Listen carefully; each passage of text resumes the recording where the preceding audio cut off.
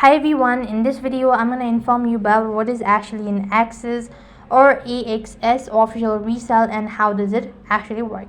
Now Axs Official Resale is a feature provided by the Axs that allows ticket holder to resell their ticket through an authorized and secure platform. Now these services ensure that both buyers and the sellers have a reliable and transparent way of transact ticket for various events. Now here's how it actually works. First thing, you need to go and log in into your account, and then you need to go to the ticket icon and go to my events.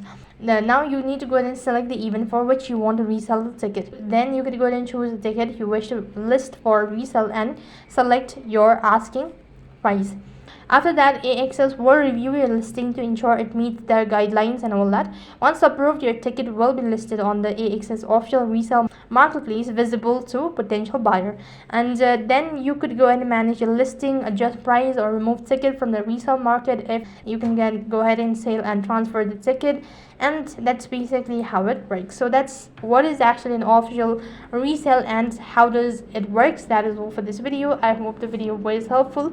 Make sure to like, share and subscribe to our channel. Thank you for watching. See you in the next video.